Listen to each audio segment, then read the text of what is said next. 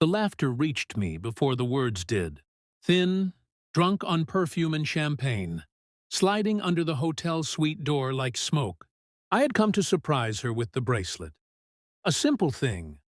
Platinum, quiet, permanent. I stood in the hallway with the box in my pocket, listening to women rehearse happiness.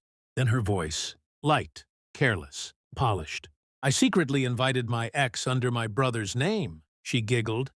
I even shaved everywhere for him. God, I feel 16 again. The room exploded. Hands clapping. Someone choking on wine. Someone saying my name like a joke that didn't deserve a punchline. I didn't move. The carpet pressed through my shoes. The air felt refrigerated. My pulse behaved like a trained animal. Slow, obedient, waiting for permission. I imagined opening the door. I imagined her face rearranging itself. I imagined violence. Instead, I counted breaths. 1, 2, 3. I left the bracelet in my pocket. I left my shadow against the door. I walked back to the elevator, carrying my wedding in my chest, like a quiet corpse. By morning, the world had corrected itself. Sunlight, apologies in advance, coffee in matching mugs. She kissed my cheek like muscle memory. "You didn't sleep well," she said. Observation, not concern. I watched her hands shake while stirring sugar. The same hands that would sign our marriage license. The same hands that had typed another man's name into our guest list and buried it under blood. I nodded. I was thinking about the future. True, just not the one she meant. She spoke about table arrangements, about flowers, about her brother being late to respond. Her eyes never stayed still when she said it. Predators don't blink when they lie. Only prey does. I cataloged everything. The way her phone never faced up anymore. The new password. The unfamiliar cologne clinging to her jacket like a fingerprint. I did not ask questions. Questions are gifts. I started collecting answers instead. Her iPad synced at night. Her old phone still backed up to my laptop. Her ex had a new number, but not a new rhythm.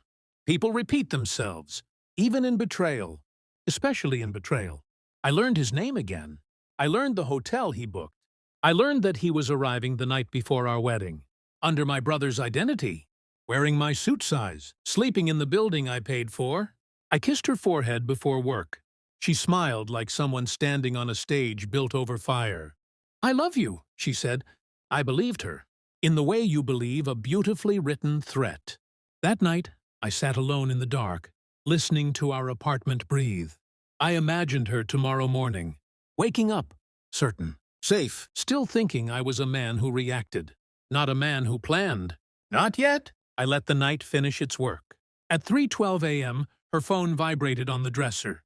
Face down, always face down. I didn't touch it. I already had everything.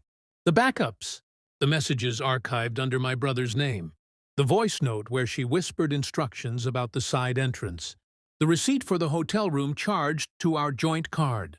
Love is careless with evidence. Betrayal is lazy. At dawn, I showered, slowly.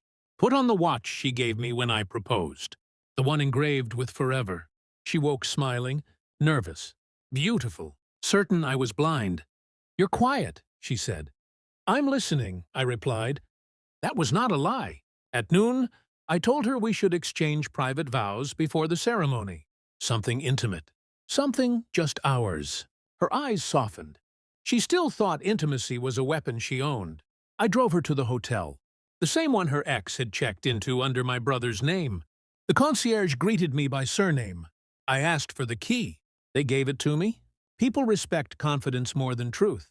Inside the elevator, her fingers trembled inside mine. Anticipation, she thought. Guilt, I knew. I said nothing. Silence is heavier when it chooses to be kind. The room smelled like another man's intentions. She stepped inside first. I locked the door. Then I handed her the phone. Not hers. Mine. Open. Messages glowing. Names unmasked. Times. Photos. Her breath collapsed. Not loud. Not dramatic. Like a building realizing it was already falling. You went through my... No, I said. One word. Enough to end the century between us. Her knees touched the carpet, wedding dress folded like surrender around her body. "He was a mistake," she whispered. I watched her mouth work. How easily it shaped excuses. "How long?" I asked. She cried his name by accident. That was answer enough. I placed the bracelet on the table between us. "Still boxed. Still perfect. You can keep it," I said. "For the next man." Her hands reached for me. I stepped back. Not in anger, in hygiene. "I removed you from the guest list," I added calmly. "And my life. And the apartment lease. And the future you rehearsed." Her face emptied. "No more acting. Only damage." I left her there, surrounded by proof, wearing a white dress for a funeral that had already happened. Tonight, the city hums like nothing ended. People marry. People cheat. People survive. I sit alone in a quiet room that no longer lies to me. The silence is clean.